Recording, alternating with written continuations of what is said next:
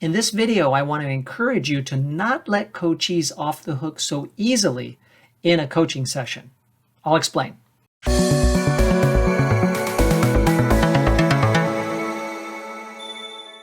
I've observed coaching sessions where the coachee will set an objective such as, I'd like to generate 2 ideas by the end of this session on ways to grow my small business. Okay, wonderful. And then the coach will start coaching. The client will come up with an idea. What I often see is that the client will come up with an idea that they've already had. So that'll be idea number 1, right? And the objective is 2 ideas. So then the coach will say, well, what else are you thinking about? What else comes to mind? And then the coachee will spend a little more time thinking, and they'll come up with a second idea. And the second idea, it wasn't immediately at the tip of their tongue. They had to think about it a little bit.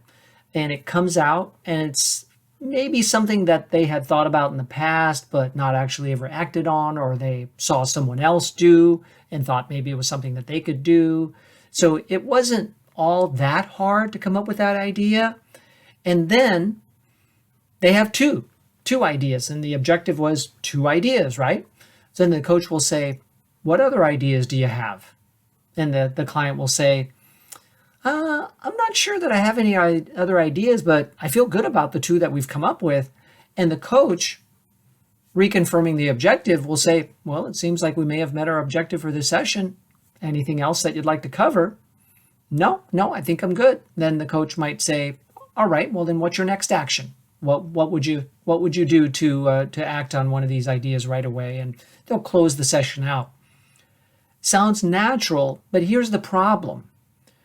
When the client meets the objective too easily without too much effort and too early, it's a tip-off to the coach that these ideas, they were already there. They weren't generated in this coaching session. They were recalled in this coaching session. They were dredged up from old thoughts that the client had. So there may have been some rediscovery of ideas, but I don't feel that anything new was actually generated here. Remember that clients will take the short path to the objective. We like things to come easy. We don't want to work that hard. That's not that unusual. It's part of human nature. But a coaching session is intended to be challenging, difficult, a process that stretches the person outside of their comfort zone. You should be tipped off when you reach the objectives a little too easily that maybe you too are falling prey to the shortcut to the objective by just focusing on ideas that were already probably there. So what can you do here? As the coach, what you can do is say, I feel like there's something more that we can explore and discover. It may not be so easily found, but I believe that by doing some more conversation, some back and forth, pushing a little, there are other ideas that you can think of that may be even better than the ones that you've thought of already. What do you think? The client will probably resist at first, but as you warmly and supportively encourage them to revisit the creative process, then they may participate and push themselves a little, especially if you already have trust and rapport built with this client. They'll realize, you're not letting me off too easy, and that's a good thing, and that's why I hired you as my coach, right? So that I wouldn't just grasp the low-hanging fruit from the idea tree and then leave it at that. No, the coach is going to hold me accountable to digging a little bit deeper with each conversation. So let this be an encouragement to you to do that with your client. Push a little harder. Stretch them to think and go deeper and challenge themselves to be more creative.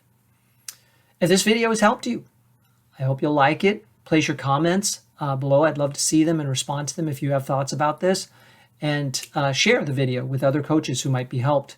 And of course, subscribe to the channel because I release new videos every week.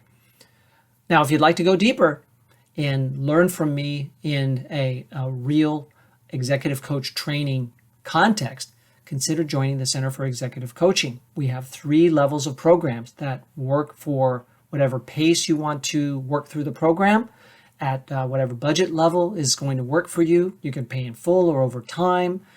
So I highly encourage you to check our programs out. Our highest level program is the in-person seminar, which I teach several times a year in my local area of Northern California.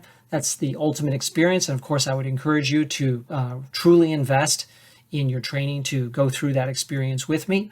But the other programs might be even better for you.